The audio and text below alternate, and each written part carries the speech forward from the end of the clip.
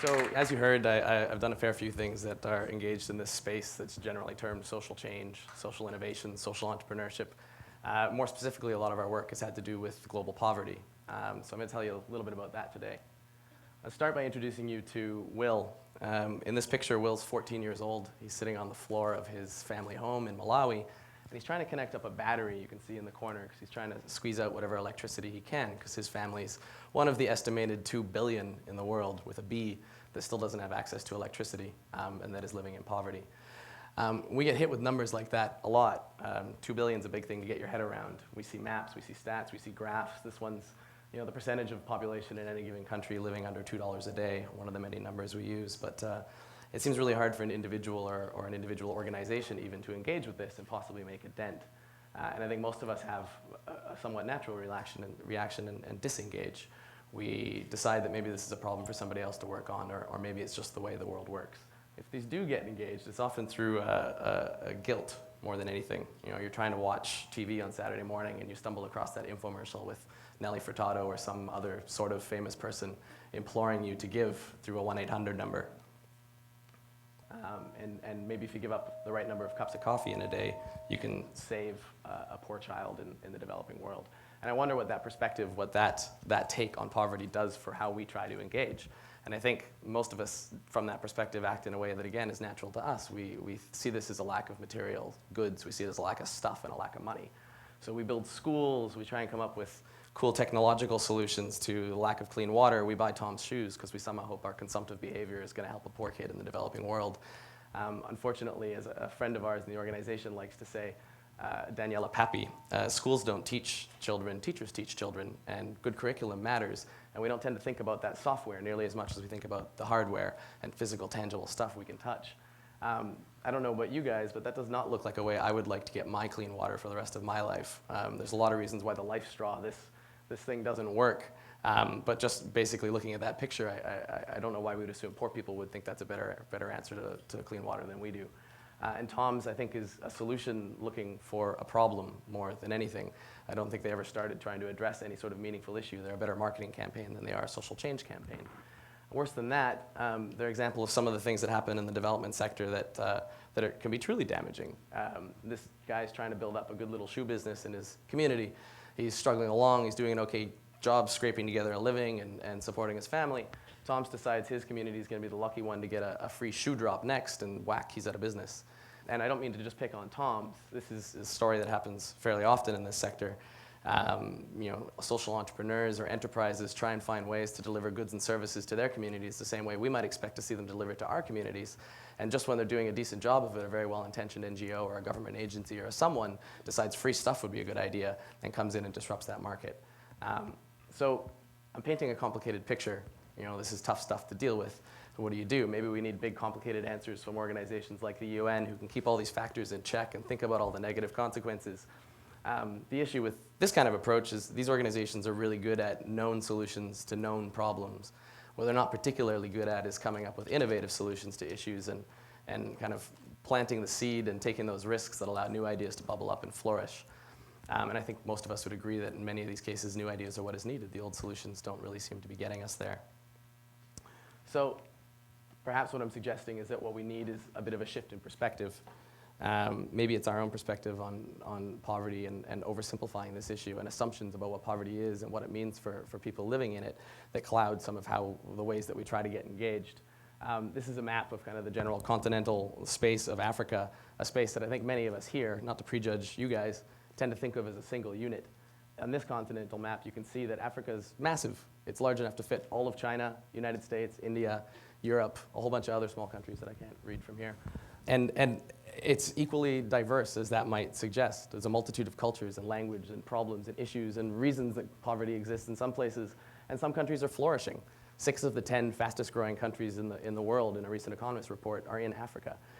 So sometimes our perceptions might just be a little bit off. So what can we, as an organization here, do to come up with solutions to an intractable issue like this that can be implemented there? And that's a bit of the struggle that our organization's been going through. And I think what we've come to is possibly not much, at least in the way that we've typically thought about it. So I'm not going to dive too far into that. I'll take a bit of a step back and give you an idea of where our organizations come from and how we got there. Change of pace. Who likes bikes? I love bikes. These guys love bikes. Those first guys love bikes. These guys love bikes. This is a group of us riding across Europe. These guys love bikes. Bikes were really important to the start of our organization, Global Agents. This is our first ever project. We ran a cycling tour from Vancouver to Tijuana, Mexico, with 21 of our closest friends. We raised $30,000 for something that we were terming at the time sustainable solutions to global poverty.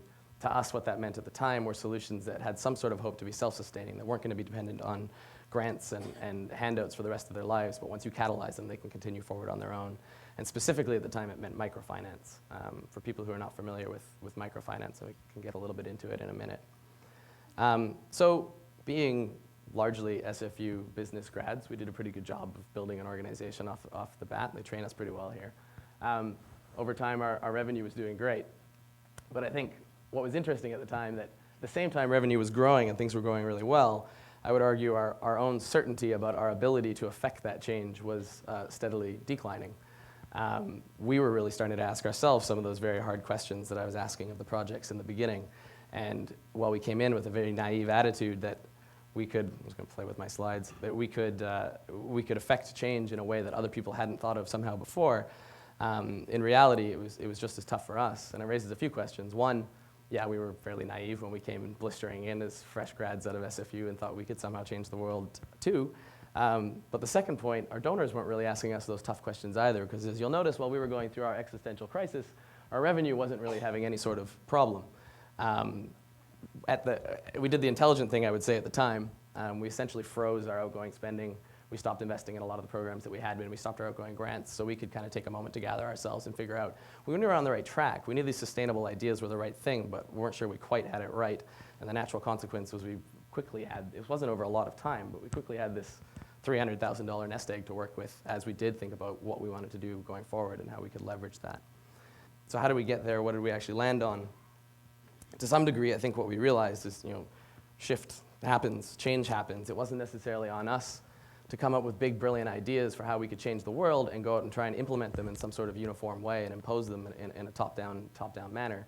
The world's changing every day. There's people all over the world trying to change their own communities who understand their own contexts and know what they're trying to build. And maybe it's more on us to recognize where that's happening and get behind it at the right time in the right way. So when we boiled it all down and we looked at all those things that we didn't really think were working all that well, and we looked at the work that we'd previously done, it kind of came down to us, to people and ideas. What do we mean by people and ideas? Ideas like microfinance. Some of you might be familiar with Dr. Muhammad Yunus, who's received the Nobel Peace Prize a few years ago. It's essentially the provision of very small trust-based loans to entrepreneurs in the developing world so that they can pull themselves and their families out of poverty. It's reached about 100 million people so far from a standing start 30 or so years ago. Or ideas like Aravind Eye Hospital. Dr. V in the corner here was so inspired by the ability of McDonald's to churn out uniform standard 99-cent hamburgers all over the world that he thought he'd take a harder look at how they were doing eye surgeries and eye care and cataract surgeries in his own hospital. And they managed to drive down costs and drive efficiency up to such a degree that they're now handing out tens of thousands of free surgeries to people who can't afford it by cross-subsidizing from people who do have enough money to pay for the surgeries. Or solutions like D-Light. And D-Light is a solar lighting company, mostly operating in Africa and India, and they figured out a way to provide solar lighting at a rate that poor people can afford. And they can afford it in the sense that they're already spending a lot of money on worse solutions to lighting and home energy, kerosene, dirty, dangerous types of things. They figured out to structure this in a way that every time they sell a light, they're making money so they can become a bigger company and reach more people and help more people without the help of outside grants and without the help of the typical types of funding support we tend to associate with poverty. So how do we take these ideas of people and ideas and the things we want to support? And we did a couple of things. We started a platform called Education Generation, which is essentially all about finding that next wave, that next generation of young leaders who are going to have these ideas and roll them out in their communities. It's an online crowdfunding community, and we support scholarships for young leaders in the developing world. Leaders like Vijaya here, who needs $400 to continue her university education. You don't have $400 likely to pony up, but I've got $20, you've got $20, you've got $20, and quite quickly we've collectively raised enough money to put her in school for a year. Through that kind of mechanism, we funded, I think it's actually closer to 270 students now, raised well over $70,000 while spending very, very little. And more interestingly to us, what we're actually doing in the background is thinking really hard about the software and those education systems. What are the programs that we want to support? And these are kind of where all of our partners to date are located. And they're some of the more forward-thinking and progressive institutions that we can find who are really thinking about what it means to put a young person through an educational program in the developing world. How are they going to come out equipped to deal with the problems that their communities are facing, as opposed to the traditional approach of just kind of basic access, and hopefully somehow they're going to get jobs, and that's going to somehow deal with the broken systems that they're already living in. We also run something called the Global Catalyst Initiative. The Global Catalyst Initiative is a program that invests in very early stage social entrepreneurs and social ventures. So the next wave, microfinance, Aravind Eye Hospitals, and D-Lights, but we catch them at a really early stage. They've probably only got their first little bits of funding together. They've got a pilot on the ground. They're showing something that works. It's got lots of potential, but they probably are way too early to get support from larger funders and to gain investment or to scale their organization in a really meaningful way. So we spend a year with them. We invest money to help them prove out their model. We work really hard with the entrepreneurs to help get them ready to absorb investment and take this thing to the next stage. One of the first things we invested in through that is a project called Livelihoods, just as an example. Livelihoods is working with urban street youth in Kenya and essentially employing them as a distribution sales force in urban slums. They recognize that A, nobody knows these communities like the street youth that live in them, and B, there were a bunch of companies trying to sell products that would actually be quite beneficial to these communities, but they had no idea how to sell because the usual distribution channels just don't exist. So they paired those two issues up and acted as an intermediary, and now they're building a thriving little business. These are 6 of their first class that went through training and have sustainable livelihoods now, and they, I think now are dealing with 40 or 50 that are either in training or actively employed. We've supported 3 others like this in the last year, and we're trying to support 10 more in the year going forward. The average grant to a project like this is $50,000. So what we realized is, we're definitely not the only people who are recognizing this as a new approach to these types of issues. We're certainly not the first to recognize ideas and people as some of the tricks to get out of this, and that we need to invest in these new approaches. There's a whole ecosystem emerging. Organizations like Ashoka and Echoing Green and Skoll and Reasonable, they all play different roles. Skoll, among many other roles, plays the role of providing scholarships for people to go do their MBAs at Oxford who want to focus on social entrepreneurship. And I was lucky enough to land one of those. But you feel this wave of momentum coming. And the development sector particularly, and I think any social change sector, is really prone to the silver bullet. Everybody always wants to find the next hottest, best thing that can tackle these issues. And right now it really feels like this is becoming that thing. You can feel the whole sector's attention drifting towards focusing on these social entrepreneurs and how to build up this ecosystem.